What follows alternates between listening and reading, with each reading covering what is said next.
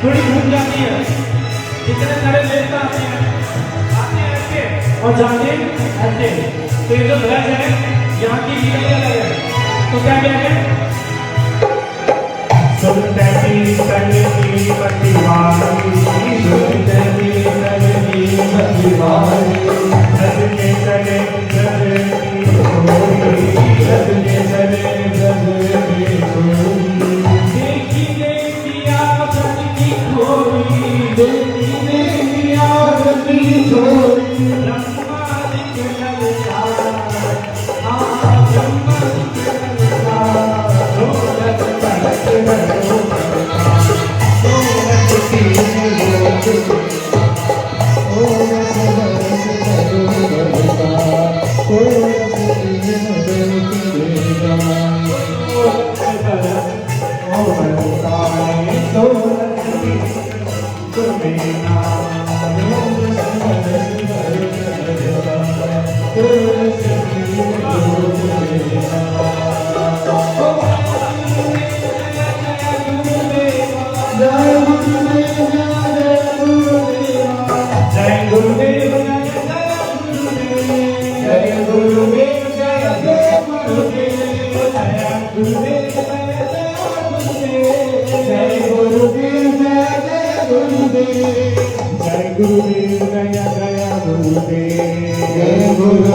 Jai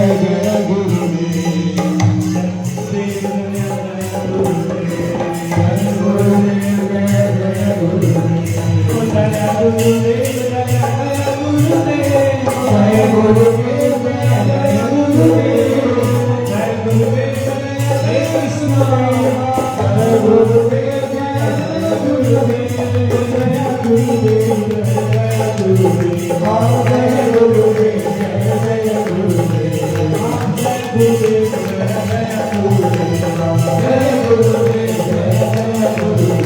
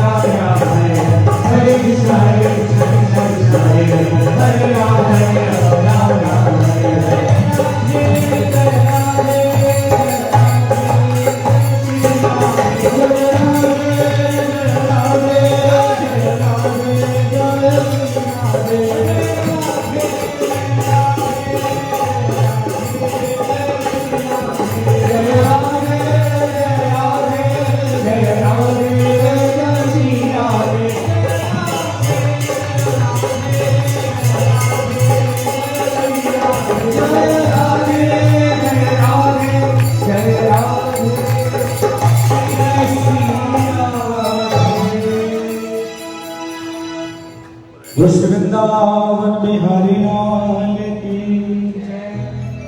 जय श्री जी। हाथ में कीजिए।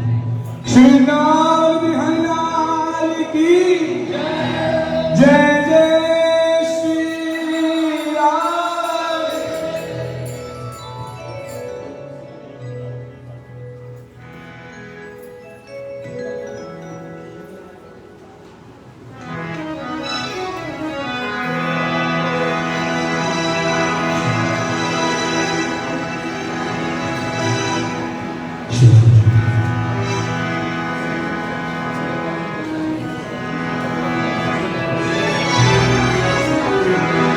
जय राधा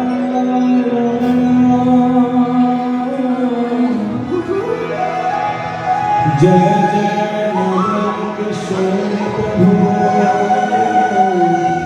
जय जय चित्तचोर प्रभु और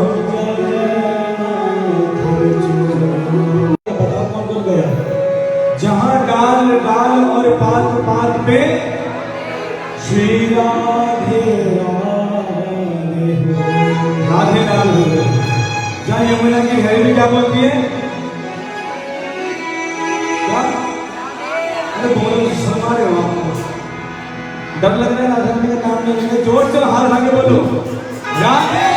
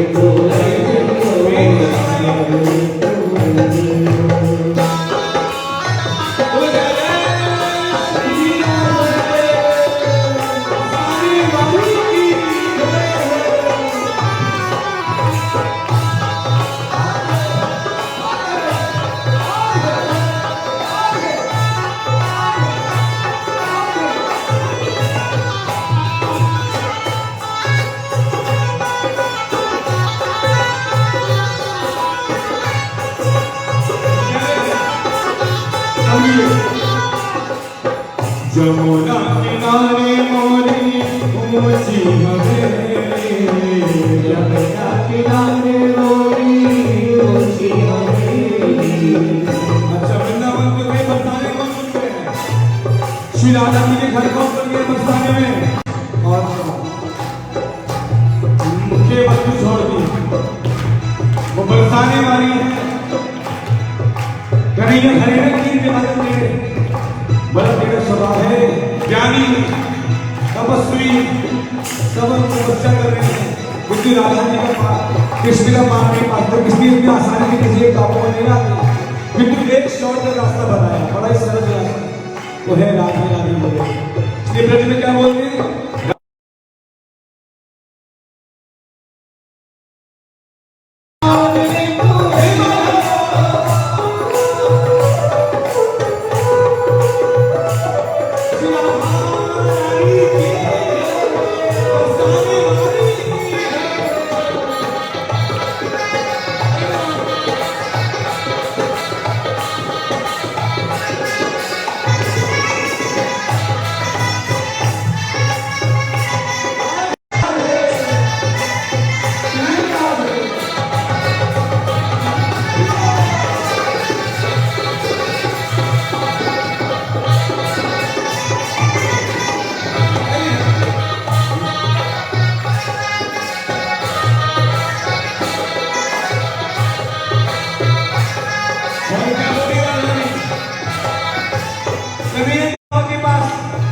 उधर बरसाने वाले भी सुनाने महाराज जी के पास कितनी गई है पता है? 11 लाख कन्हैया से भी ज्यादा। वो कह रही है ओ मैं महल की राज दुलारी, मैं महल की राज दुलारी, ओ मैं महल की राज दुलारी।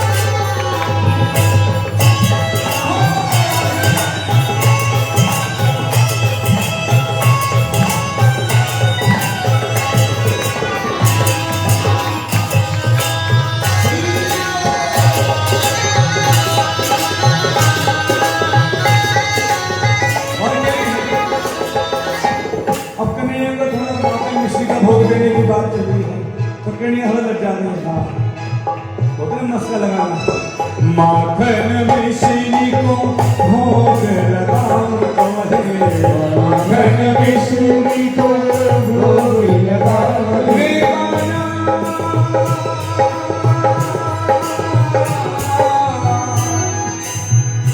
मेरो पाना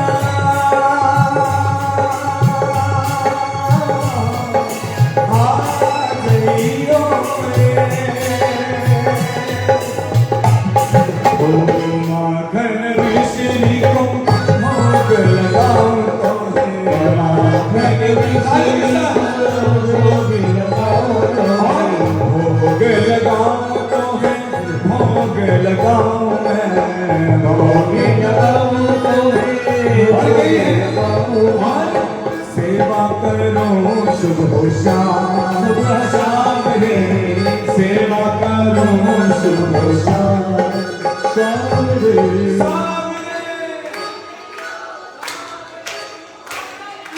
सामने तू वही गया,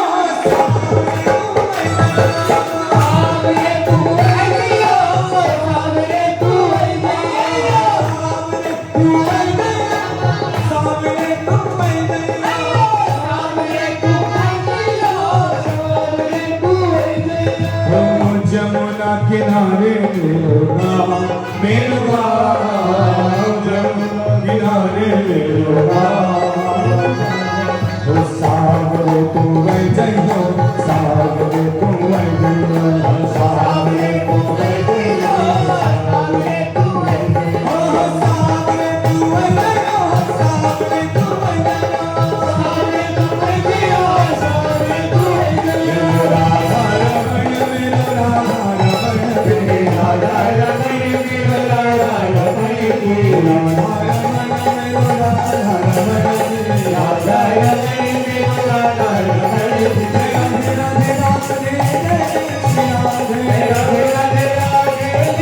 जइयो।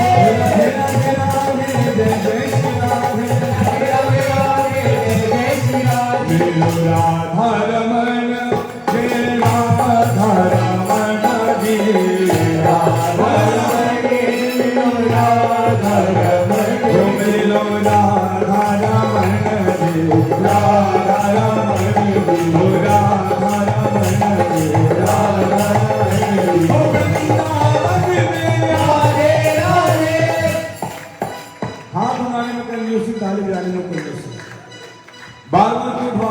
द्रौपदी का सुनाना वाक्य, दोनों हाथ उठाए जब ठाकुर जी आए, हे गोविंद लाखों राज बुतो जीवन, फुल सिलेंडर होना भगवान के चरणों में। हाथ नीचे नहीं है, दोनों हाथ आगे बोलिए, वृंदावन में, ओ वृंदावन में, कुंज गली में, ओ वृंदावन में, वृंदावन में, वृंदावन में,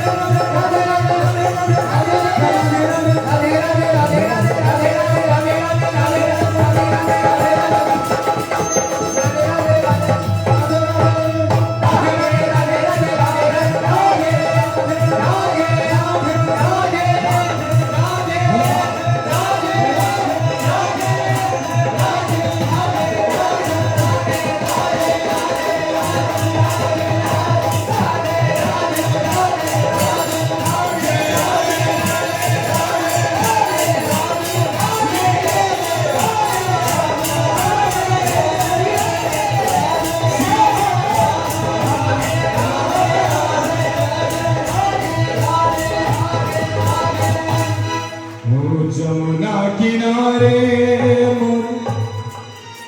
समझ आया ना सारा भजन आया ना सर ऊंची हवेली इसलिए जो नहीं गए बरसाने वो बरसाने जरूर लाना क्योंकि कृष्ण तो है कृष्ण करुणा सिंधु कृष्ण बहुत है किंतु उनसे भी ज्यादा करुणामय कौन श्रीमती राधा रानी ब्रज की ब्रजेश्वरी राधा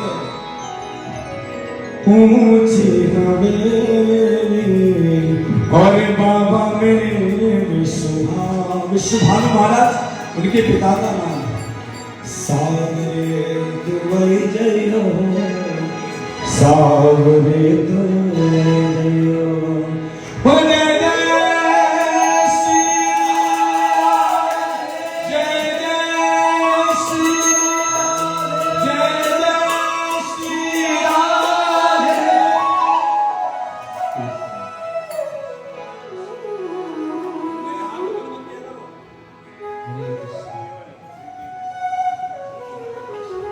बोलो श्री राधा रानी की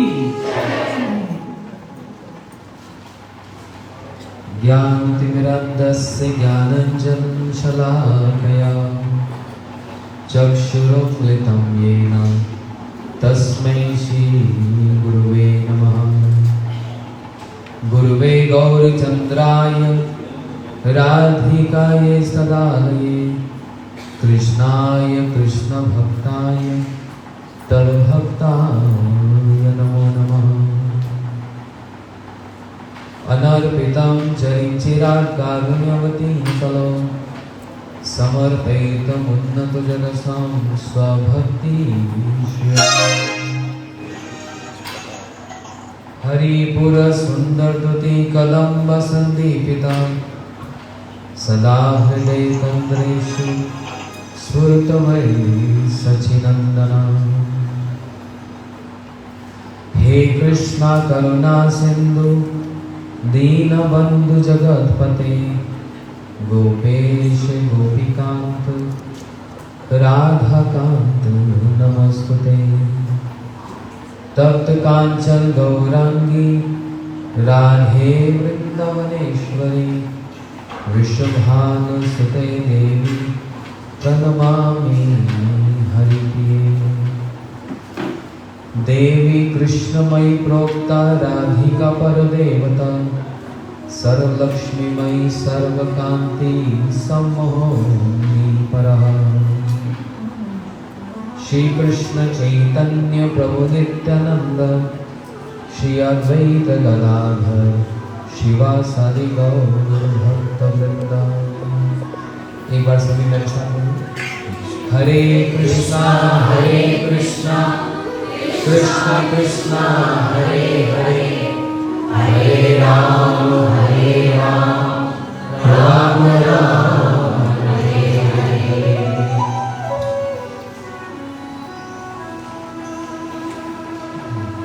बड़ा मंगल का अवसर कि सारे विश्व ने कृष्ण जन्माष्टमी पर्व को मनाया और उसके कुछ दिन पश्चात ही बहुत शीघ्र ही राधाष्टमी का यह सुंदर पर्व भी उपस्थित हो रहा है। मैं नोएडा के इस अपार्टमेंट के सोसाइटी के सभी जितने भी मेंबर और जितने हमारे अतिथि आए उन सबका हृदय से धन्यवाद भी और स्वागत करता हूँ कि राधाष्टमी के इस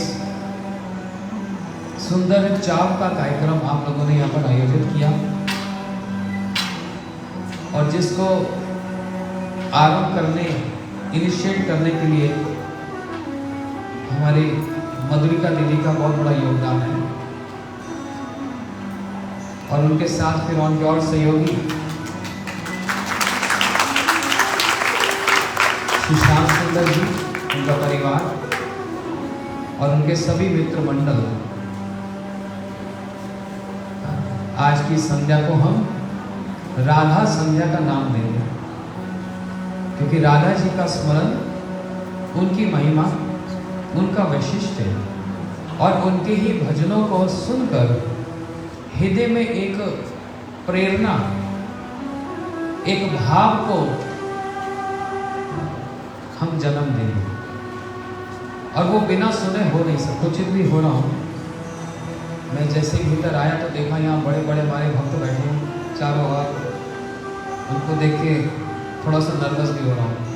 अब इन लोगों के सामने क्या बोलूँ, बड़े पंडित हैं, बड़े बड़े हैं, वृंदावन से आए, नोएडा से आए, कमलपुर है सब, परंतु फिर भी हम आप लोगों के ही आशीर्वाद से कुछ एक दो शब्द राधा जी की महिमा के गान करने का मैं धृष्टता कर रहा हूं। इसको धृष्टता ही कहूंगा क्योंकि उसको गान करने के लिए राधा जी के ही उच्चिष्ट भोजी, जिन्होंने राधा जी का उच्चिष्ट ग्रहण किया है, वे ही उनकी महिमा का गान कर सकते हैं। और उन राधा जनों में, उनके भक्तों में या उनके परिसरों में आप जिनका यहाँ पर दर्शन कर रहे हैं, हमारे गुरु जी यहाँ पर विद्यमान, आप उनका दर्शन कर रहे हैं, जो राधा भाव विभावित, राधा जी के भाव में जो सब समय निमग्न रहने वाले और उन सभी गुरु परंपरा को श्री सुखदेव गोस्वामी जी, श्री रूप गोस्वामी जी, इन सबका स्मरण किए बिना कैसे कोई राधा जी की महिमा का गान कर सकता है? असंभव है, असंभव है। इसलिए इन महाजनों से, इन महापुरुषों से जो कुछ सुना, उसमें से एक दो बात कहने का प्रयास करता हूं। आप सब लोग वृंदावन धाम से परिचित हैं और वृंदावन में प्रवेश करते ही राधा जी का नाम सबके कर्ण रंध्रों में प्रवेश कर जाता है। वृंदावन में प्रवेश करते ही एक शब्द सुनाई पड़ता है। कौन सा शब्द? अच्छा, मैंने तो सुना था वृंदावन में इतना धीरे कोई नहीं बोलता, सब चिल्ला चिल्ला कर बोलते हैं। क्या बोलते हैं? लग रहा है 300-400 लोग आए।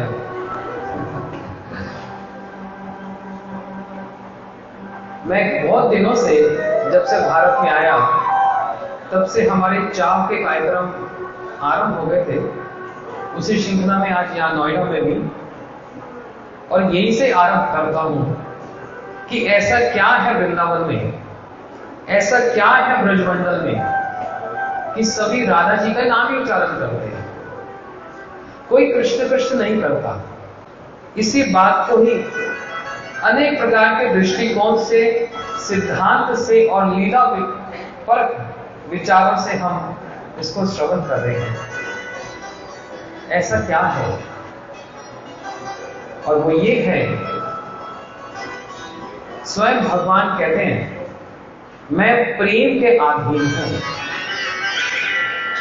मैं किसी और वस्तु के अधीन नहीं हूं। भागवत जी के प्रथम श्लोक में ही देखो, मैं कुछ कहूंगा, आप लोग प्रयास करना जितना अधिक आप धारण कर सकते हो, जितना आप समझ सकते हो धारण कर सकते हो। हाँ? अच्छा, अभी बीच में कोई मत बोलो, देखो बोलने दो अभी बस।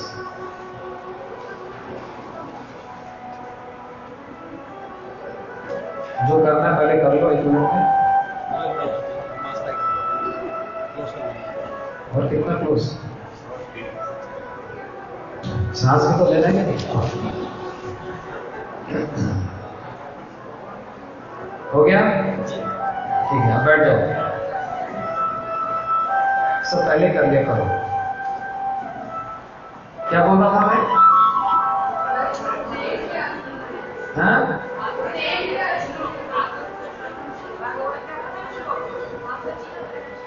सब लोग सुन रहे हैं इसका मतलब, मैं टेस्ट कर रहा था। भागवत जी के प्रथम श्लोक में कह दिया स्वराट। स्वराट मतलब स्वतंत्र। भगवान स्वतंत्र हैं। ध्यान से सुनना अभी, बस थोड़ा समय मेरे को दे दो। जन्म दस्य यतः अन्वय इतरिष्टार्थेषु अभिज्ञ स्वराट। भागवत जी वर्णन करती हैं श्री कृष्ण है स्वराट। स्वराट का अर्थ है वह स्वतंत्र स्वतंत्र हैं, किसी के अधीन नहीं हैं, जबकि सब इनके ही अधीन हैं। सब इनके अधीन, सृष्टि करने वाले, प्रलय करने वाले, पालन करने वाले ब्रह्मा विष्णु महेश, ये सब गुण अवतार श्री कृष्ण के ही अधीन रहते हैं। श्री कृष्ण के नाना प्रकार के अवतार हुए, जिनकी श्रेणियां 6 प्रकार की हैं। लीला अवतार, गुण अवतार, मनवंतर अवतार, पुरुष अवतार, युग अवतार, शक्तवेश अवतार। जितने अवतार सब श्री कृष्ण से प्रकट होते हैं। इसलिए भागवत जी ने कह दिया कृष्णस्तु भगवान स्वयं। श्री कृष्ण ही स्वयं भगवान है। जिसको ब्रह्मा जी ने भी कह दिया कि सर्व कारणों कारणों, ये सारे कारणों के कारण हैं। ये तो भागवत जी और गीता जी ने कह दिया, लेकिन क्या भगवान ने भी स्वयं कुछ कहा? हाँ, अपनी केवल उंगली, तर्जनी उंगली को उठाकर यहां रखकर कह रहे हैं कि अहम सर्वस्व प्रभो मत्ता सर्वम प्रवर्तते। मैं सबका ईश्वर हूं और सब मुझसे प्रकट होते हैं। तो अपनी ईश्वरता को, अपनी भगवता को श्री कृष्ण स्थापित करते हैं स्वयं अपने मुख से। इसलिए स्वराट, स्वतंत्र है। हम लोग क्या हैं? हम भी स्वतंत्र होने का अभिमान रखते हैं। कोई किसी के अधीन नहीं होना चाहता। ये हमारे एक स्वभाव है, ह्यूमन नेचर। हम किसी के अधीन नहीं रहना चाहते, हम स्वतंत्र रहना चाहते हैं। लेकिन वास्तविक में जो स्वतंत्र व्यक्ति है, वास्तविक वो है कृष्ण। वो स्वतंत्र व्यक्ति बड़ी इच्छा से, स्वेच्छा से अधीन होने के लिए सब समय तैयार रहता है। हम किसी के अधीन नहीं होना चाहते, लेकिन वो जो स्वतंत्र है, जो ईश्वर है, उसको बड़ी प्रसन्नता होती है यदि वो किसी के अधीन हो जाए। और वो तो खुले हाथ पसार कर कहता है आओ आओ अब मुझको अपने अधीन बना दो। इससे बढ़कर और दयालु और प्रेमस्पद वस्तु क्या हो सकती है, जो अपनी इच्छा से, स्वेच्छा से हाथ पसार कर सबको कहे कि आओ और मुझको अपने अधीन बना लो। मैं अधीन बनने के लिए बड़े उत्सुक हूं, बड़ा आतुर हूं। इसलिए अपने मुख से कह रहे हैं अहम भक्त पराधीन है अस्वतंत्र द्विज।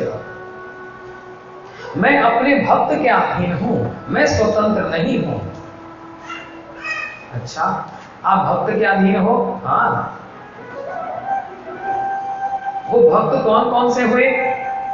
वो हनुमान जी हुए, पांडव हुए, हाँ, उद्धव जी हुए, ये सब हुए। तो वृंदावन के जो रहने वाले जो ब्रजवासी हैं वो भी तो आपके भक्त हैं, बोलते ना, वो भक्त की श्रेणी नहीं है।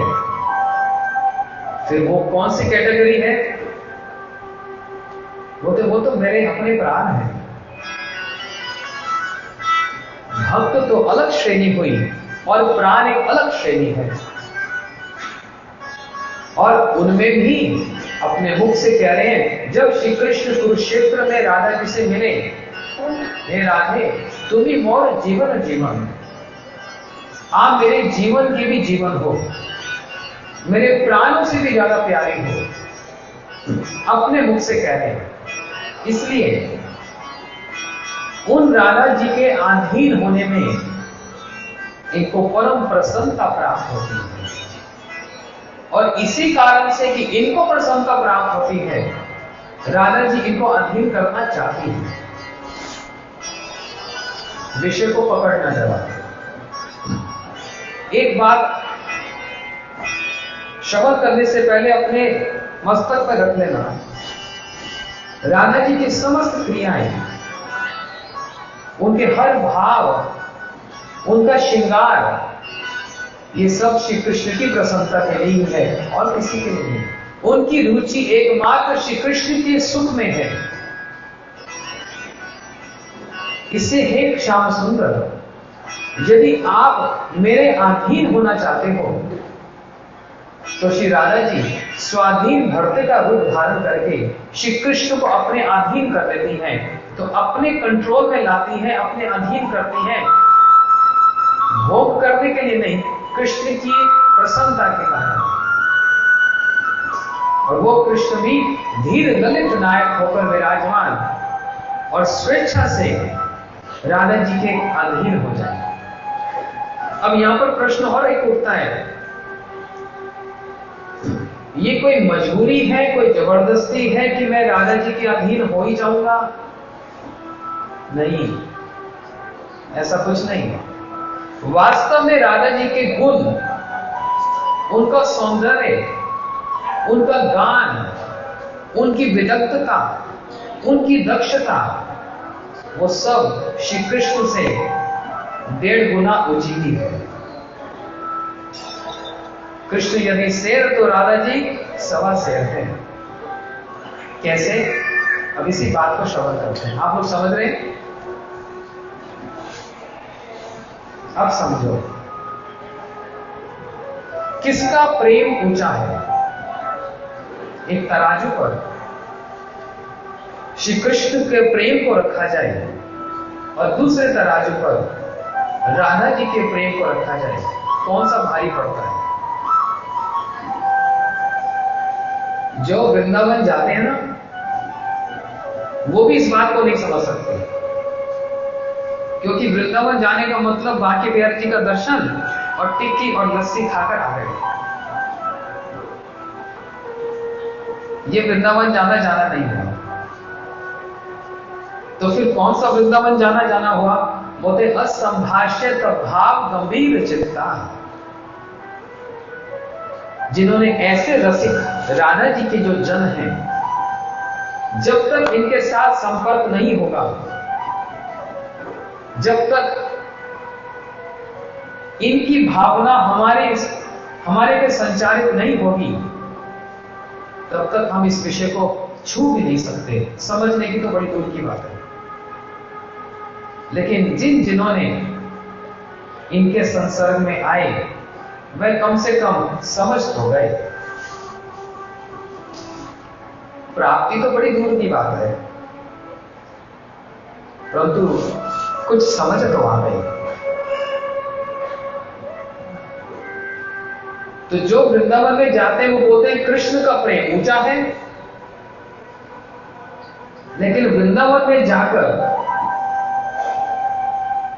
ऐसे रसिक भक्त का जिन्होंने संग किया, वो कहेंगे नहीं, राधा जी का प्रेम ऊंचा है। क्या प्रमाण है? जो बहुत गुण वाले होते हैं ना, उनमें थोड़ा एटीट्यूड जरूर रहता है।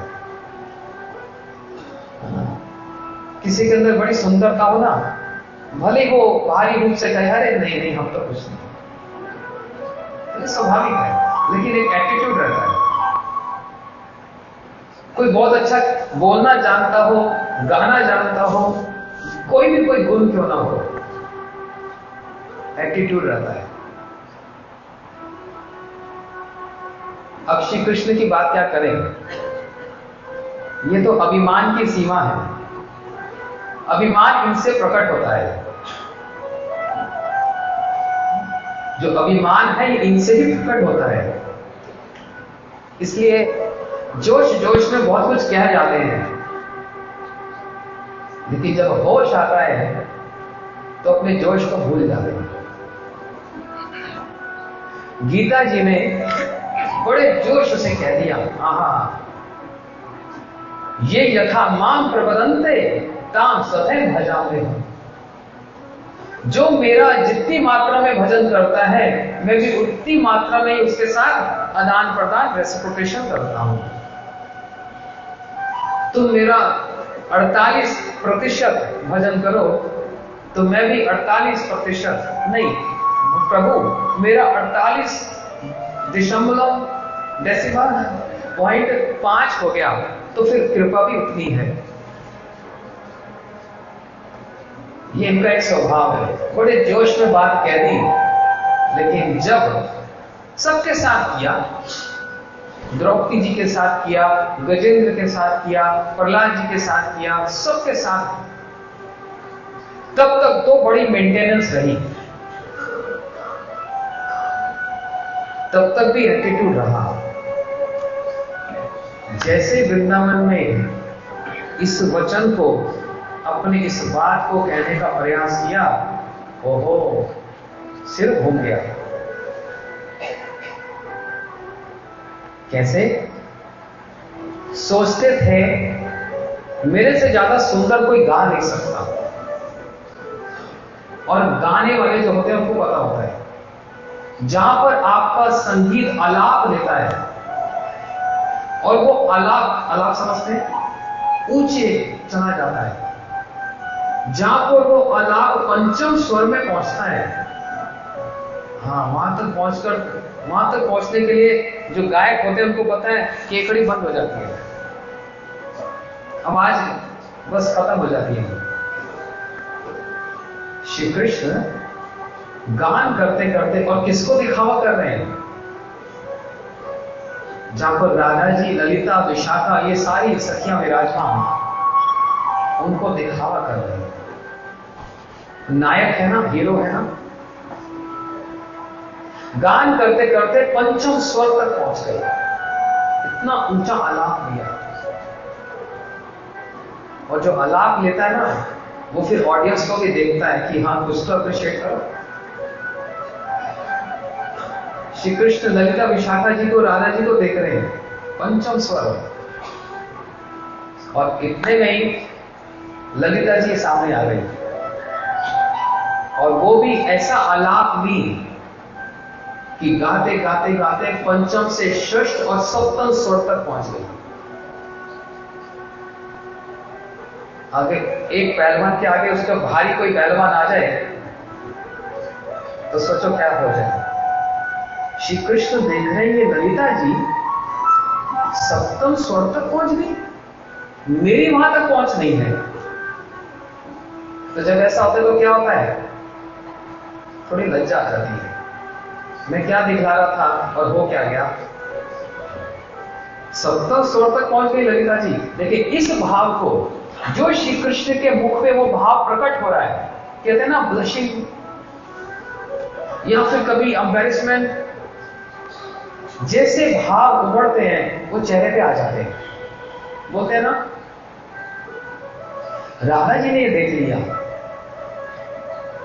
ओहो इनके अंदर तो हीन भावना आ गई, कॉम्प्लेक्स आ गया।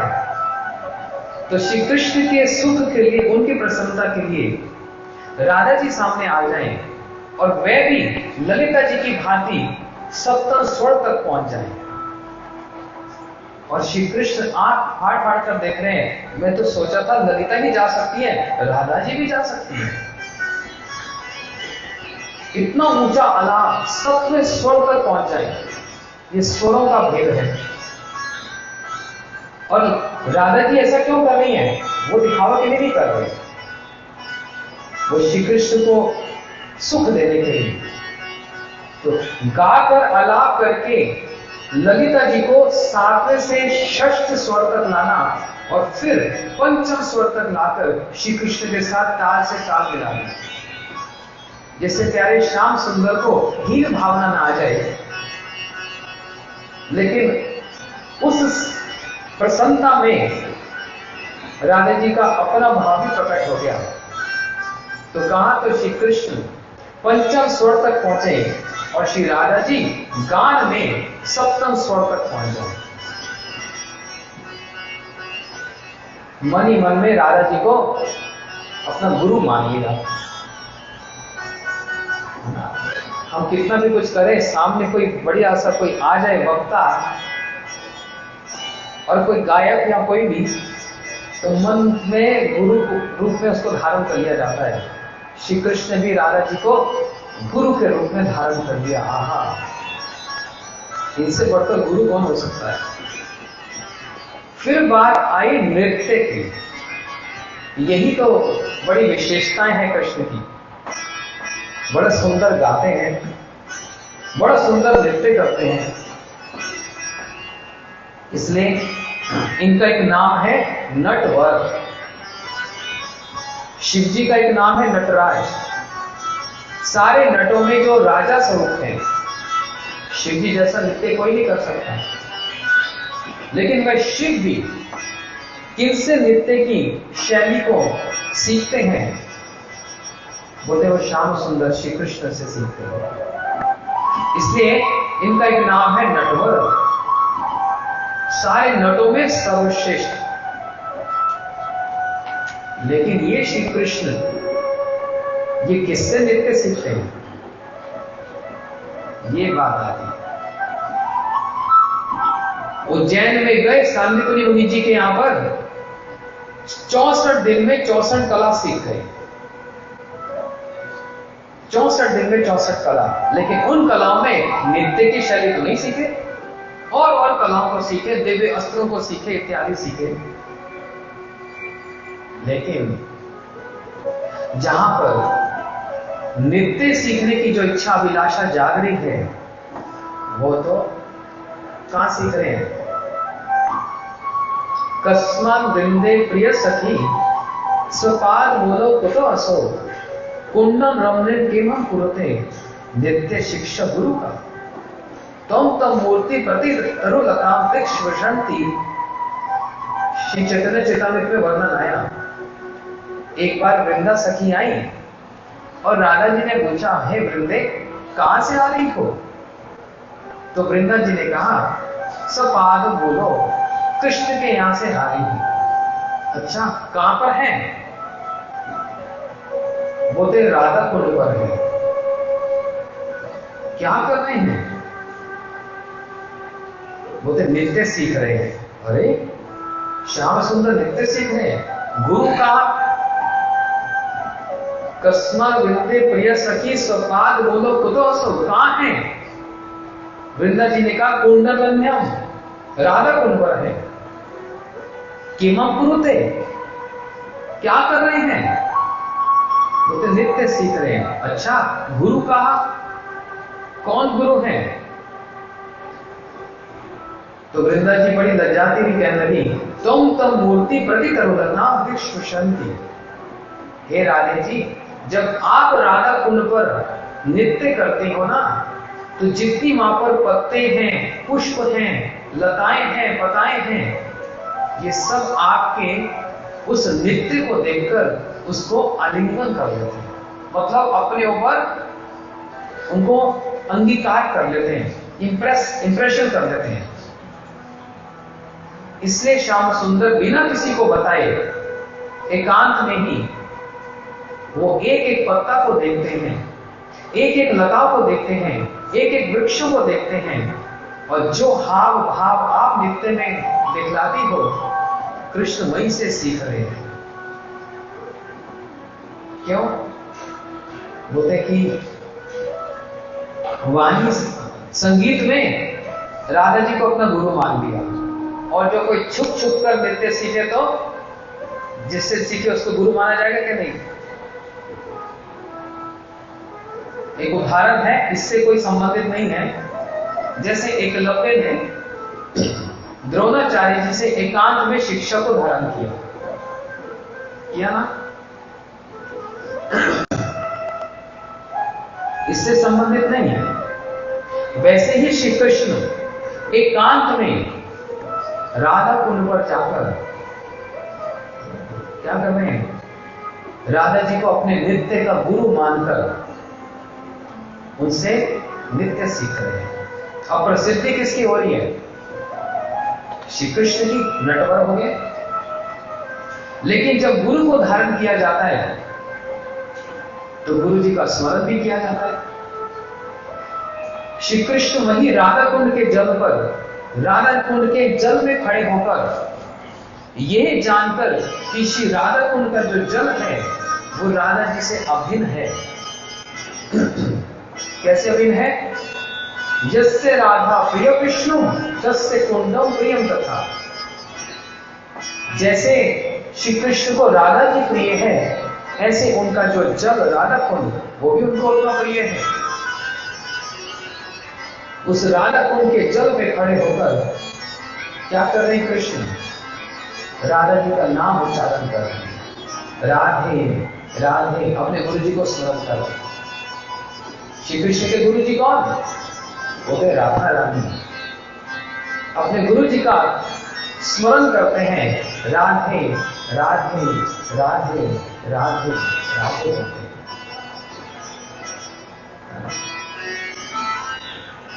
तो देखो, संगीत में भी, नृत्य में भी, और श्री कृष्ण की समस्त लीलाओं में जो सर्वश्रेष्ठ लीला है जिसको करने के लिए कृष्ण कूद पड़े, ये एक बहुत भारी उत्सव है। देखो, उत्सव का मतलब क्या होता है जानते हो? जो रोज किया जाए वो उत्सव नहीं होता, जो कभी कभी किया जाए, जहां पर ट्रेंड को तोड़ दिया जाए, जहां पर एक फ्लो को तोड़ दिया जाए, वो उत्सव हो जाता है। अब रोज तो घर में खाते ही है, लेकिन राधाष्टमी का जो त्योहार आया और यहां पर चाव का कार्यक्रम हुआ तो फिर आज भंडारा खाएंगे? नहीं, वहां पर वहां पर फ्राई होता है, पकोड़े होते हैं, मीठा भी मना है। अरे आज उत्सव में खा लो, ब्रेकिंग द ट्रेंड। उत्सव का मतलब यही है। हाँ, आज राधा रानी का यहां पर चाव का कार्यक्रम है, श्रृंगार करके आऊंगी। वो क्यों? उत्सव है। यही उत्सव भागवत जी में शुकदेव गोस्वामी जी ने 2 स्थान पर उत्सव का वर्णन किया, जबकि श्रीमद् भागवत जी अपने आप में एक उत्सव है। लेकिन विशेष करके शुक मुखात अमृत द्रव्य समृतम, शुकदेव गोस्वामी जी के मुख से 2 उत्सवों का वर्णन हुआ। समझना ध्यान से। एक तो कुछ दिन पहले बीता नंद उत्सव, शुकदेव गोस्वामी जी ने वर्णन किया ना, नंदस्तु आत्मजुत्पन्ने जात हलाद महामना आयु विप्र वेद्या स्नात सुचित अलंकृता। जैसे सुना बालक हुआ है, नंद बाबा जमुना जी में स्नान करने गए और स्नात सुचित अलंकृता, श्रृंगार धारण किया श्री नंद बाबा ने, और बड़ी ऐट से ब्रज राज के रूप में विराजमान हो रहे हैं।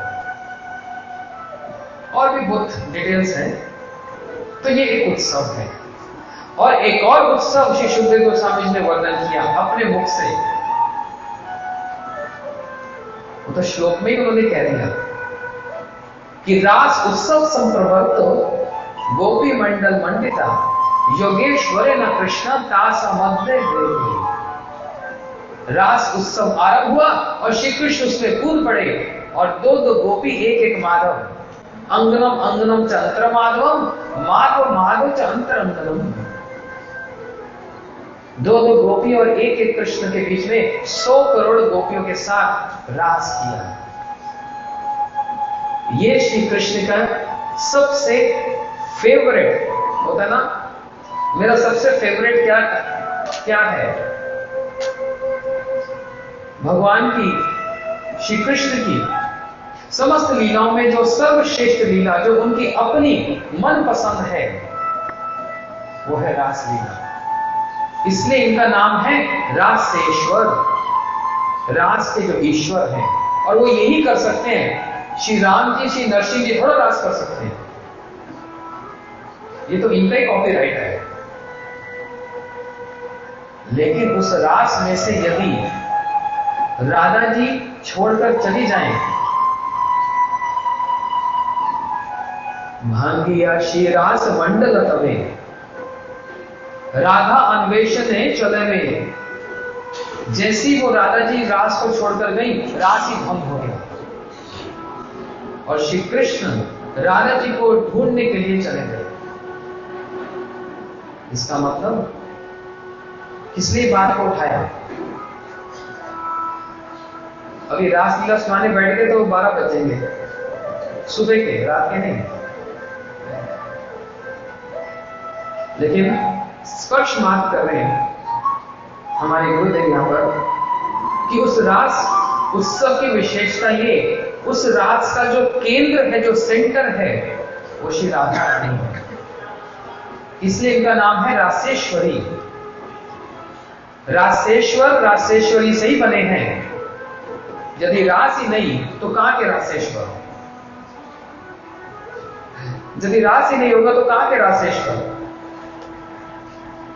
इसलिए अपने मुख से कह रहे हैं, बोले तू बिना कहां रास, तू लगी मोरा जवासा। अपने मुख से कह रहे हैं, बोले तू बिना कहां रास। और राधा जी, आपके बिना तो रास हो ही नहीं सकता।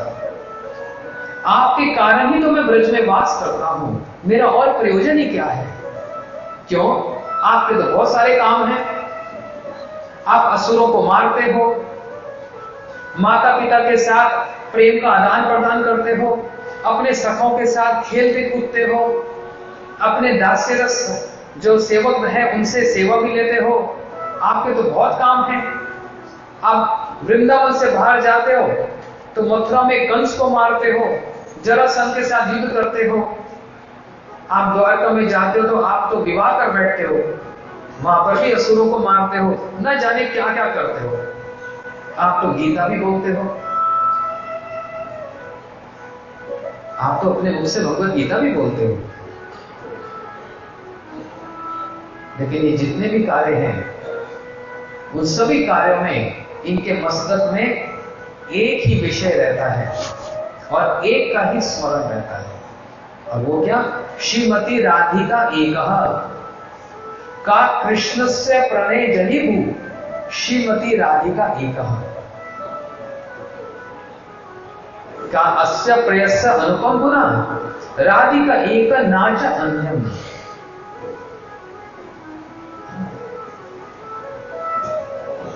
उन लीलाओं में सबसे श्रेष्ठ श्री रास लीला का स्वाद भी श्री राधा जी के बिना नहीं कर सकते, अपने गुरु जी के बिना तो ही हो ही नहीं सकता, जिनको अपना गुरु मान लिया हृदय में। और उसी रास लीला में ही सिर्फ मुंह से बोलकर नहीं, हाथ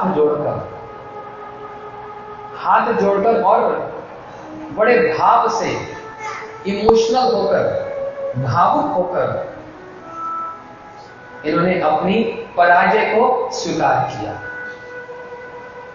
कि मैंने जो गीता में कह दिया था ना बड़े जोश में कि जो मेरा जितना भजन करता है मैं भी उसको उतना ही भजता हूं। लेकिन अब जब होश आया, और होश किसके सामने आया? राधा जी के सामने आया। तो कबीराज गोस्वामी कहते हैं, से प्रतिज्ञा भंग होइलो गोपी र भजन है, जहां ते प्रमाण श्री कृष्ण मुख वचन है। ये प्रतिज्ञा भगवान की कि जो जितना भजन करता है मैं भी उसको उतना भजता हूं, ये भंग हो गई। कहाँ भंग हो गई? जब ये राधा जी के सामने आए तब भंग हो गई। क्या प्रमाण है आपके पास? आप बोले जा रहे हो वैसे, कोई प्रमाण के साथ बात बोलो। बोलते प्रमाण कोई और नहीं, श्री कृष्ण के अपने मुख से निकली हुई वाणी प्रमाण है। इससे बढ़कर और क्या प्रमाण होगा? जब हाथ जोड़कर राधा जी के समक्ष कहते हैं ना पारे हम निर्वत भी समझा, मैं आपके प्रेम का पार नहीं पा सकता, आपका प्रेम का पार नहीं पा सकता। ये सारी बात किस लिए सुना रहा हूं जानते हो? अगली बार जब वृंदावन जाओगे तो ये सारी बातें अपने मस्तक में रखना कि क्यों वहां पर सब राधे राधे बोलते हैं, क्यों, क्या कारण है। ये सब कारण है। संगीत में राधा जी बड़ी हैं, नृत्य में राधा जी बड़ी हैं, और उनके देह से, श्री राधा जी के देह से इतनी सुंदर सुगंधी निकलती है, इतनी सुगंधी निकलती है कि गंधोन्मादित माधव, श्री कृष्ण को जो अपनी ओर आकर्षित कर ले, उनके मन को हरण कर ले, इसलिए इनका नाम है हरे। जब हम महामंत्र बोलते हैं तो सबसे पहले क्या बोलते हैं? हरे कृष्णा कृष्णा कृष्णा हरे हरे, हरे बोलते हैं। उस हरे का मतलब क्या हुआ? श्री कृष्ण कोई हरे रंग के हैं? कौन से रंग के हैं? कौन से रंग के हैं? आप लोग सब हैं यहां पर? अपनी हाजिरी का प्रमाण दो, बोलो श्री राधा रानी की। हाँ। वो हरे का मतलब क्या है? सर्वोचेत हरः चित्तम, सर्वोचेत हरे चित्तम हरे जसो वेदग्नि विस्तारता राधा हरा भरा। जो अपने रूप से, अपने गुणों से, अपनी आभा से, अपने प्रेम से श्री कृष्ण के मन को भी जो हरण कर ले, वो हरण से बनता है हरे। और कृष्ण क्या है इस महामंत्र में? हरे कृष्ण, कृष्ण का अर्थ है यहां पर कर्षति सालवन्य मुरली कल निस्वने श्री राधा मोहन दुरानुकृता कृष्ण दीयते। जो राधा जी के प्रेम को वर्णन करे अपनी वंशी से, अपने माधुर्य से, इसलिए इनका नाम है कृष्ण। आकर्षण कर ले। तो देखो ये बातें अभी यहां समाप्त नहीं हुई। आप लोग कहेंगे कोई संगीत में बड़ा हो गया, नृत्य में बड़ा हो गया, ठीक है, रास भी किया तो राधा जी के बिना हुआ नहीं। हम कैसे मान लें इतने बड़े भगवान? ये राधा जी को अपना गुरु कैसे मान लें? कोई प्रमाण है?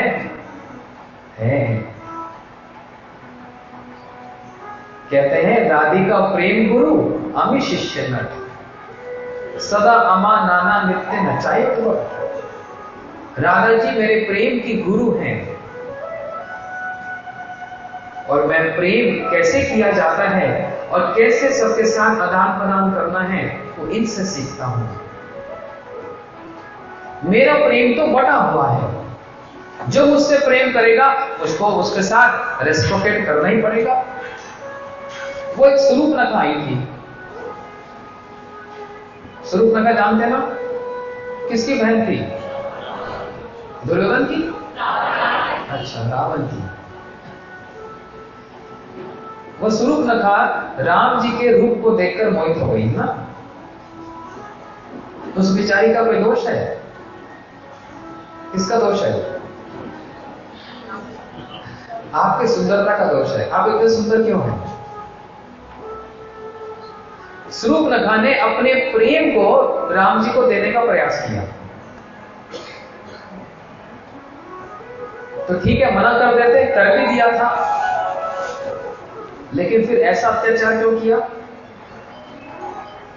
सुंदर एक सुंदर नारी को आपने कुरूप कर दिया, नाक कान काटकर उसको कुरूप करके छोड़ दिया। क्यों छोड़ दिया ऐसा? कि स्वरूप ने कहा, यदि मैं तुमको स्वीकार नहीं कर रहा हूं क्योंकि अभी मर्यादा के बंधन में बना हूं, लेकिन ऐसा तुमको कर दूंगा कि कोई और स्वीकार कर ही नहीं पाएगा, क्योंकि करूंगा तो फिर मैं ही करूंगा। लेकिन अभी राम स्वरूप में तो कर नहीं सकता, मर्यादा है यहां पर एक पत्नी सीता जी, लेकिन तुम्हारे प्रेम को मैं ठुकरा नहीं सकता। जैसे हमारे गुरु जी बोलते थे, भगवान बाध्य हैं। बड़े बड़े भक्तों की बात छोड़ो, जो अभी अभी जिसने भजन करना आरंभ किया और उसकी कोई भावना है, तो भगवान बाध्य हैं उसकी भावना को स्वीकार करने के लिए, बाध्य हैं, वो ठुकरा नहीं सकते। भागवत में प्रमाण है, गोप्य कामो भय कमसो देश चेद्य आदि निर्वाह। गोपियों ने काम के प्रेम के द्वारा कृष्ण की प्राप्ति की, कंस ने भय के द्वारा प्राप्ति की, शिशुपाल ने द्वेष के द्वारा प्राप्ति की। तो सबकी भावना तो अलग अलग थी, लेकिन कृष्ण ने स्वीकार किया कि नहीं किया? ये प्रमाण है इसका। इसने स्वरूप ने कहा, अब मैं राम स्वरूप से तो स्वीकार नहीं करूंगा, और ऐसा तेरे को कर दिया कि और कोई करेगा भी नहीं, करूंगा तो मैं ही करूंगा। इसलिए कृष्ण लीला में वही स्वरूप ने कहा, कुब्जा बनकर आई, और श्री कृष्ण ने कुब्जा को स्वीकार किया, उनके प्रेम को स्वीकार किया। इसलिए किसके साथ प्रेम करना है, कैसे करना है, उनके साथ रेसिप्रोकेट कैसे करना है, आदान प्रदान करना है, ये एक बहुत बड़ा डिपार्टमेंट, ये अपना ही एक सेक्शन है बहुत बड़ा। क्योंकि आप तो करुणा सिंधु होना टाइटल लेकर बैठे रहे, लेकिन ये प्रेम की शिक्षा कहां से लेते हैं? का कृष्ण से प्रणय जनिबू श्रीमती राधिका एका।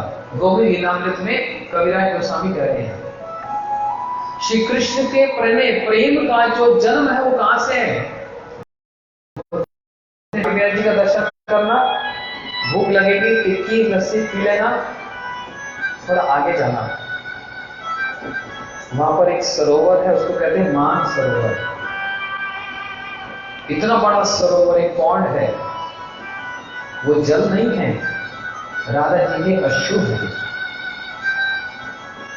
कोई इतना रो सकता है कि पूरा एक सरोवर बन जाए? कितना रो सकता है कोई? एक बाल्टी भर जाए? राधा जी जब श्री कृष्ण के विरह में विलाप करें, उसमें भी उनकी प्रधानता है।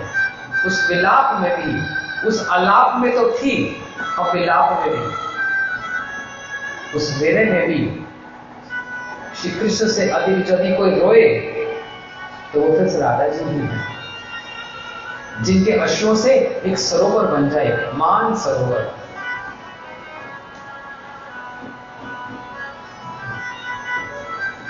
और गुणों में,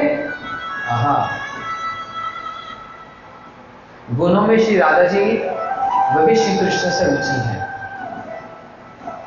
कि चालु स्वभाव गया गंधोन्मादित माधव, संगीत परसर विद्या रम्य वाक नर्म पंडिता, विनीत करुणा पूर्ण विदग्ध पट्टापिता, लज्जा शील सुमर्यादया धैर्य गंभीर शालिनी, सुविलास महाभाव परम उत्कर्ष दर्शनी, गोकुल प्रेम वसती जगत शैली जगत रसा, गुरु अर्पिता गुरु स्नेहा सती प्रणति वश कृष्ण प्रियावली।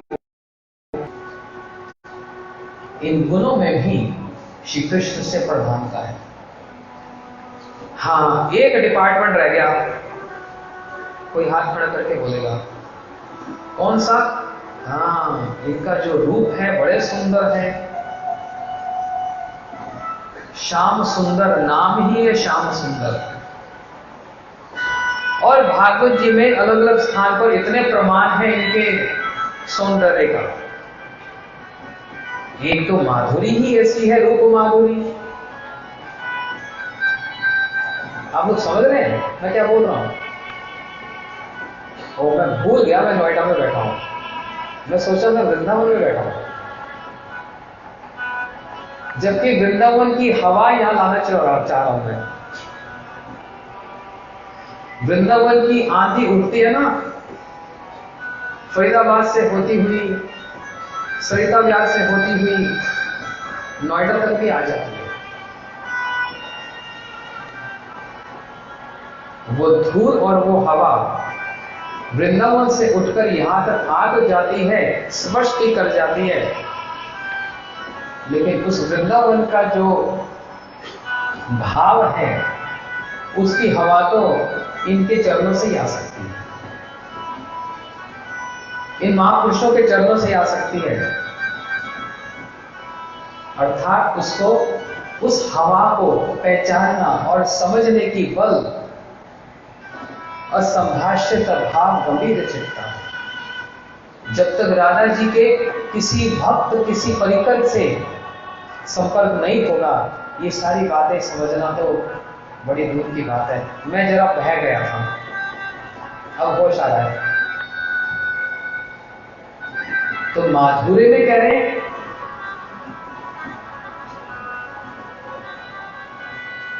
वरहा पीड़म नटवर वप्यो कर्ण्यो कर्णिक आरम।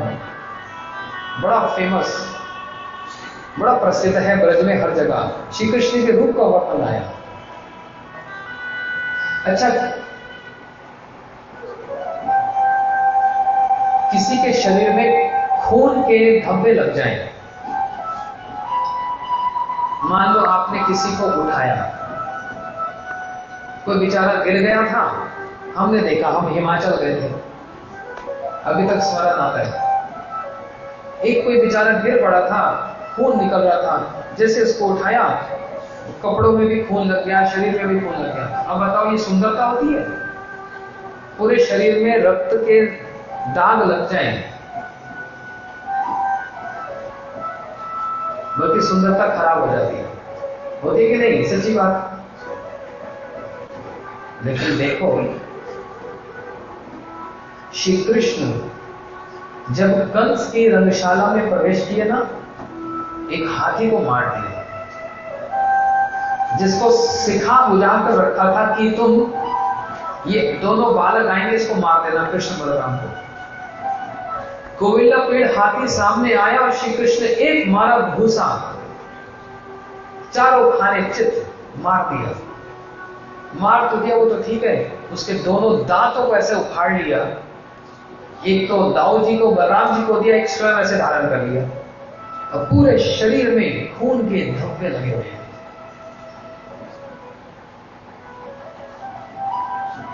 सुंदरता कम हो जानी चाहिए, लेकिन अब पहुंच गए गेट तक, क्या करें? जैसे भीतर गए तो मथुरा की जो सुंदर सुंदर जो नारियां, जो स्त्रियां, जो रमणियां कृष्ण के रूप को देखकर आहा मुक्त हो जाए। और जैसे रूप देखा, अब बताओ, सारी पूरा ऊपर से नीचे तक रक्त के धब्बे लगे हुए हैं, लेकिन उनको कृष्ण के सौंदर्य का दर्शन हो रहा है। और वो मथुरा की रमणियां किसके गुणगान गा रही है? बोले राधा जी के। क्या कह रही है? गोप्य स्तपम किम आचरित यदमु स्वरूपम लवण्य सारम अस्मा और्धम अनन्य सिद्धम। बोलते ओहो, न जाने गोपियों ने, राधा जी ने ऐसी कौन सी तपस्या की है कि वो श्री कृष्ण के इस सुंदर को, इस सौंदर्य को, इस माधुर्य को आस्वादन कर रही है। गोप्य स्तपम किम आचरित यदमु स्वरूपम लवण्य सारम अस्मा और्धम अनन्य सिद्धम। ये रूप कैसा है? ये कभी घटता नहीं है, समझना, ये रूप कभी घटता नहीं है, ये हर क्षण बढ़ता जाता है, बढ़ता जाता है, बढ़ता जाता है। अस्मा और्धम अनन्य सिद्धिम। और साथ ही साथ ये कह दिया कि दीर्घदीप व्यंत अनुस्वंदुरामम। आज भी गोपियां इस रूप का पान कर रही है, इसको स्वाद ले रही है। और ऐसे बहुत सारे प्रमाण हैं। कृष्ण बड़े सुंदर है भाई, मोर मुकुटधारी, कमल सरी के नेत्र और लंबे लंबे पीछे तक, जो अपने संपूर्ण देह में एक नहीं 24.5 चंद्र को आभा को लेकर विराजमान है। एक चंद्र इतनी शीतलता देता है, एक चंद्र इतना सुंदर लगता है जब पूर्ण हो। और श्री कृष्ण के देह में 24.5 चंद्र विराजमान हो, तो सोचो कैसा सौंदर्य होगा।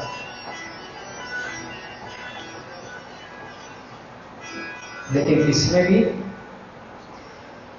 रास लीला में जब श्री कृष्ण वंशी बजाएं और राधा जी के निकट आ जाएं और चारों ओर गोपियां विराजमान हो जाएं, तो सुखदेव गोस्वामी जी कह रहे हैं, तत्रातिथि शुभे भगवान देव की सुता मध्य माना है माना मामर का तो यथा। जैसे एक नीलमणि हो, मणि समझते हैं, एक नीलमणि हो और उसके चारों ओर स्वर्ण मणियां हो, हीरे हो, तो वो नीलमणि की जो आभा, उसका जो सौंदर्य वो और ज्यादा बढ़ जाता है, और ज्यादा बढ़ जाता है। इसलिए इनकी जो सुंदरता भी किस पे निर्भर करती है? उसे राधा जी पर निर्भर करती है। जब ये इनके साथ विराजमान होती है, उनके जो रिफ्लेक्शन पड़ती है ना, राधा जी के सौंदर्य का रिफ्लेक्शन इन पर पड़ता है, तो इनका सुंदरता और बढ़ जाती है। यद्यपि कृष्ण सौंदर्य माधुर्य धुरा, गोपीगण मध्य तार बड़े माधुर्य। यद्यपि श्री कृष्ण बड़े सुंदर हैं, लेकिन जब गोपियों के बीच में विराजमान होते हैं, इनकी सुंदरता माधुर्य और बढ़ जाता है, और बढ़ जाता है, और बढ़ जाता है। इसलिए वृंदावन में सब राधे राधे गाएंगे, शाम शाम गाएंगे, इसलिए राधे राधे होती है। जहां पर ये बात बोलकर समाप्त करता हूं, आज कुछ लंबी उड़ान हो गई। आशा करता हूं कि सब आशीर्वाद तो देंगे कम से कम।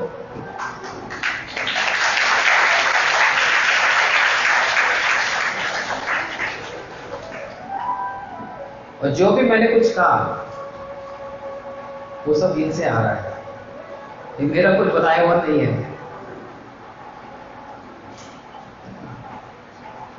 एक प्रेमी व्यक्ति ही दूसरे के प्रेम को समझ सकता है, हम आप नहीं समझ सकते।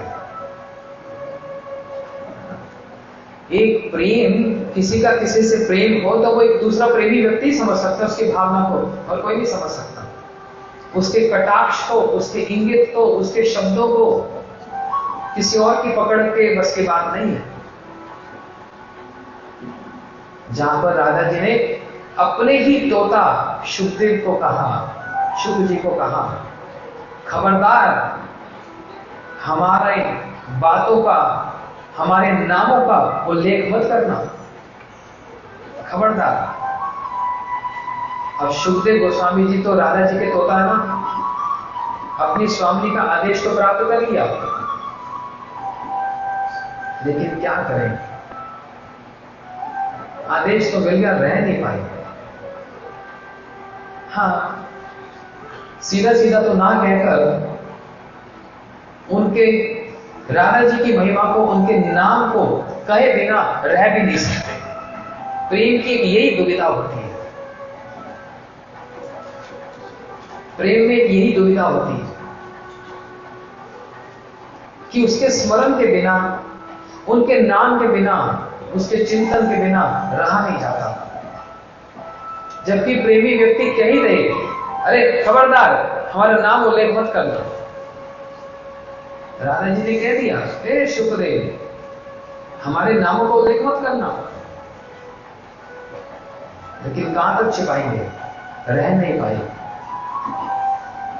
इसलिए भागवत जी में स्थान स्थान पर द्वितीय स्कंद से ही लेकर दशम स्कंद में राधा जी के नाम को अलक्षित रूप से वर्णन कर रहे हैं। जिसका झूठा खाओ तो निकलता ही है, और झूठा खाने से तो प्रेम हो ही जाता है। बोलते हैं ना, बिल्कुल सच्ची बात है, सावधान रहना, झूठा मत खा लेना किसी का। जैसे झूठा खाओगे तो बीमारी लग जाएगी, प्रेम हो जाएगा,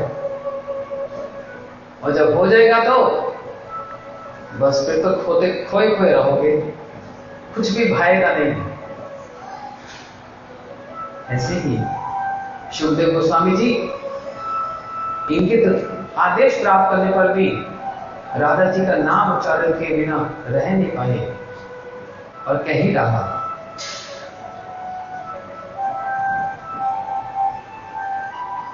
उसी प्रकार हमारे गुरु जी भी, जिनका आप यहां दर्शन कर रहे हैं, जहां पर भी किसी सभा में कोई भी बात कहनी हो, सारी बात कहते कहते जिनका झूठा खाया, जिनसे प्रेम है, उनकी बात को कहे बिना रह नहीं पाते। ये उनकी स्थिति है, और हम उनके चरणों में प्रार्थना करते हैं कि गुरुजी हमारी भी कभी ऐसी स्थिति हो जाए।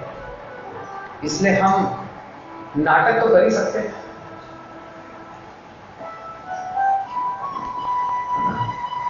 हम अभिनय तो कर ही सकते हैं,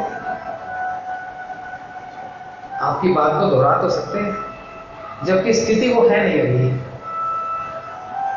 संसार में उलझे पड़े हैं, हरि नाम होता नहीं, साधन होता नहीं, और कहां चले हम राधा जी के प्रेम की बात को वर्णन करने, जिसका वर्णन स्वयं कृष्ण नहीं कर पा रहे हैं, वो हम करेंगे। जिसका वर्णन स्वयं श्री कृष्ण नहीं करते, ये कर पाते हैं। क्यों? उनका झूठा खाया ना, ये जानते हैं। राधा जी के मन का भाव क्या है, ये जानते हैं। इसलिए ऐसे गुरुजनों के संपर्क में आओगे तो ये वृंदावन की हवा जो है ना, ये लहराएगी और आकर स्पर्श कर देगी, और आपको भी सच में वृंदावन का दर्शन मिल जाएगा। भाव रूपी नेत्रों से दर्शन। समझ आ रही बात क्या कह रहा हूं? एक एक शब्द का अर्थ है यहां। हम वृंदावन में जाते हैं तो अरे ये बंदर ले गया पर्स, गंदगी है चारों तरफ, कूड़ा कंकड़ है, और मैं तो दर्शन करने गया, मेरा तो मोबाइल ही चोरी हो गया, और तो और बड़ा अच्छा जूता लेकर गया था, मोची का जूता और गुच्ची का पर्स। हाँ, उन बंदरों की दृष्टि में सब एक समान है, उनमें कोई भेदभाव नहीं है। आप साधारण ले जाओ या ब्रांडेड ले जाओ, उनको तो ले जाना है, वो पक्षपात नहीं करते।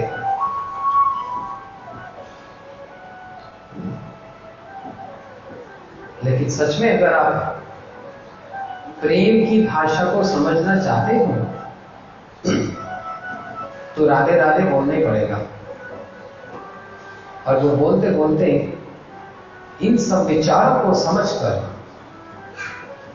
राधा जी का कृष्ण के प्रति क्या प्रेम है, और क्यों श्री कृष्ण उन राधा जी के प्रेम के आगे अपने मस्तक को झुका देते हैं, ये तभी समझ आएगा।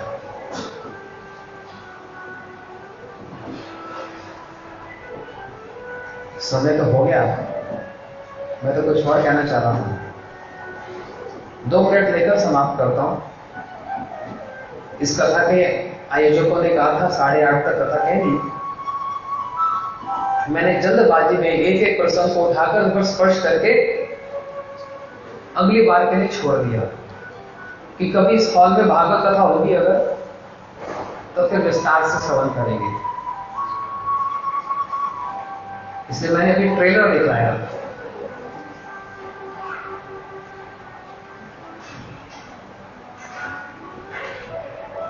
जिसका प्रेम बड़ा होता है, ऊंचा होता है, तो हाँ, वो भजन भी तो है ना, सबसे ऊंची प्रेम सदाई, है ना।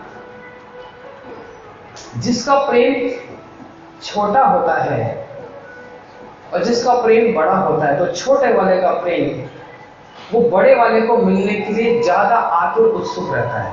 ये स्वाभाविक है, नेचुरल है।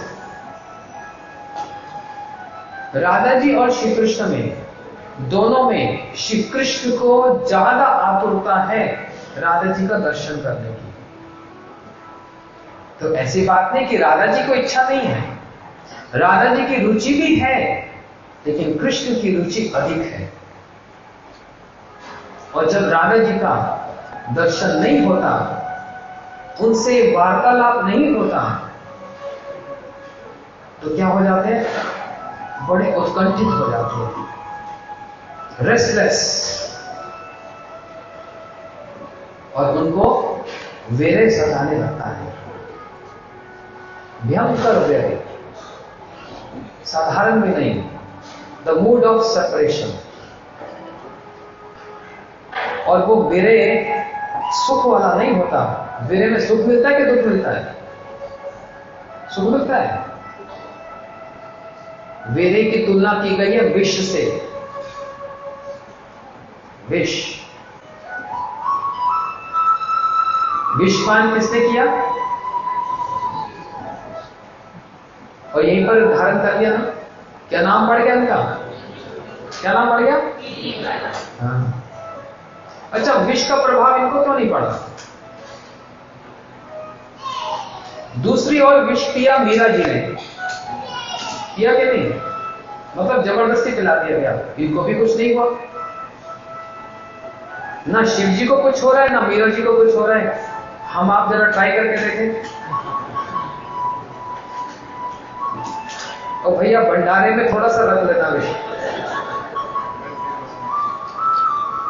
उसका स्वाद भी देखते हैं। फिर आज तक तो बता नहीं पाया साइलेंट का क्या है।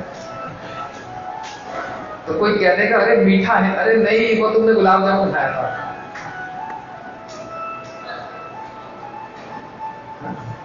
तो विष की, वेरे की तुलना विष से की गई है।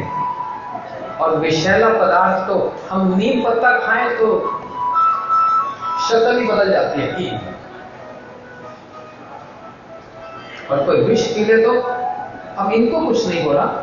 क्यों? क्योंकि ये दोनों ही कह रहे हैं कि ये विष तो कुछ भी नहीं है, इससे बड़ा विष हम पान कर चुके हैं और कर रहे हैं। वो क्या है? कृष्ण विरह रूपी विष। शिव सब समय रुद्राक्ष की माला पर नाम जप करें और श्री कृष्ण से, भगवान से उस वेरे को, उस वेरे में छटपट करें। जब बड़ा विष पी गया तो छोटा मोटा काम नहीं करता। कृष्ण वेरे रूपी विष को जो पान कर ले, मीरा जी वही दिन रात बस रोती है। तो विष पी लिया, कुछ नहीं हुआ, क्योंकि बड़ा विष पी रखा है ना, उसके सामने छोटा मोटा काम नहीं करता। इसलिए विष की तुलना, विरह की तुलना विष से की गई।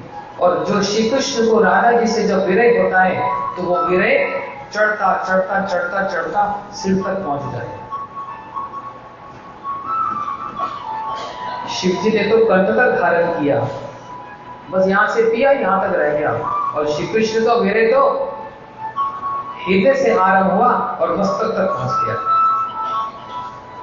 और किसी के मस्तक में यदि विरह विष पहुंच जाए तो उसकी स्थिति तो बिल्कुल पागल जैसी हो जाए। अब उस विष को शांत करने के लिए कोई शीतल पदार्थ चाहिए ना, कोई शीतलता चाहिए। इसलिए वो श्री कृष्ण अपने गुरु जी के पास आए। कौन गुरु जी? प्रेम गुरु, राधिका प्रेम गुरु। राधा जी के अपने प्रेम गुरु के सामने आकर विनती करते हुए कहते हैं कि स्मर गरो खंडनम मम शिरसि मंडनम देही पाद पल्लव धारम। ओ राधा जी, मेरे मस्तक पर ये विष का, ये विरह का विष चढ़ गया है, इसको उतारने के लिए तो अब आप ही मेरी सहायता कर सकती हो। और वो कैसे करेंगी? देही पान पल्लव उदाहरण, अपने चरणों को, जो आपके चरण शीतलता प्रदान करने वाले, जिन चरणों में, राधा जी के चरणों में 19 चरण चिन्ह हैं, 11 और 8, वे 19 चरण चिन्ह, आपके चरण इतने शीतल हैं, उन शीतल चरणों को आप मेरे वस्त्र पर धारण करो, तभी ये विष जाएगा, नहीं तो विष नहीं जाएगा। देखो, गुरु जी के चरणों की सेवा करनी पड़ती है ना? करनी पड़ती नहीं मतलब की जाती है। राधा जी के चरणों को अपने मस्तक पे धारण करते हैं। अपने प्रेम गुरु, जिनको अपना प्रेम गुरु मानते हैं, उनके चरणों को अपने मस्तक पे धारण करते हैं। बोलते तभी मेरे दूर होगा, नहीं तो नहीं हो सकता। अब और क्या प्रमाण चाहिए? अब और क्या प्रमाण चाहिए कि 2 पलड़े हैं तराजू के, एक है कृष्ण और एक है राधा जी। कौन सा पलड़ा भारी पड़ा? राधा जी का, जबकि हैं दोनों एक ही, हैं दोनों एक ही। तो इतना सब मैंने कह दिया, लगभग 1-1.5 घंटा बहुत कुछ कह दिया, और मुझे भी नहीं पता मैंने क्या क्या बोल दिया। तो कथा के बाद थोड़ी दक्षिणा तो बनती है, ये तो नियम है संसार का, बनती है कि नहीं?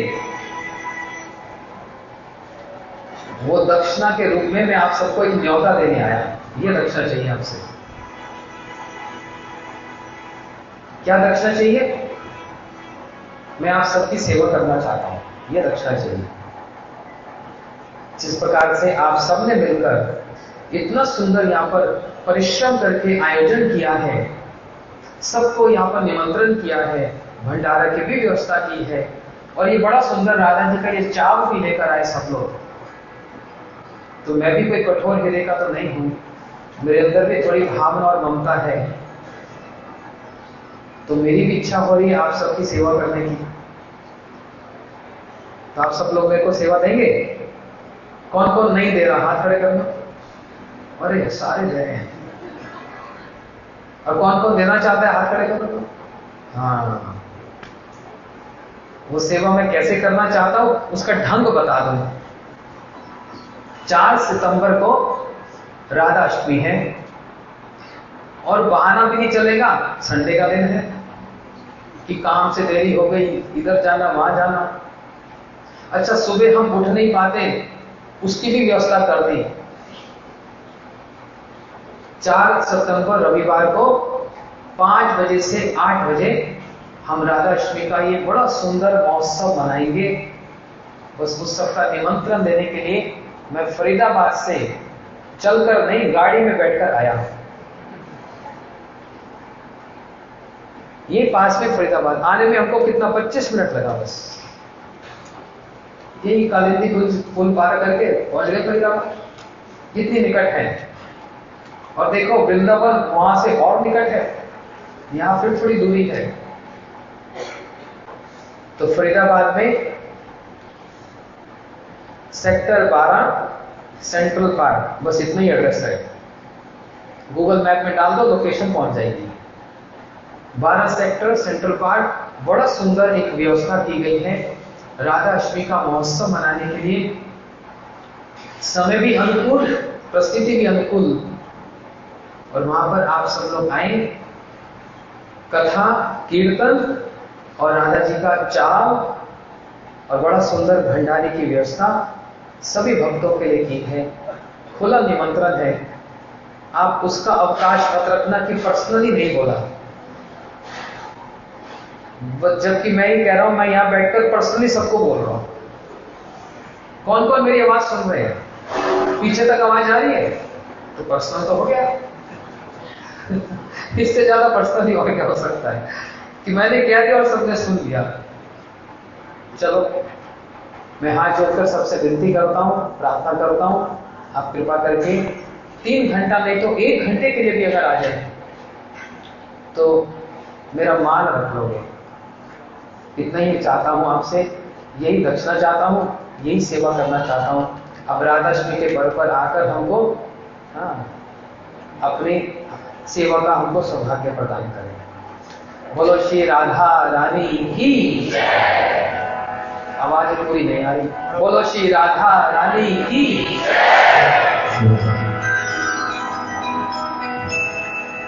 जो फरीदाबाद का एड्रेस है राधाष्टमी का, सेक्टर 12 में, फरीदाबाद सेक्टर 12, सेक्टर 12 शाम को 5 बजे से 8 बजे तक। जय कृष्ण।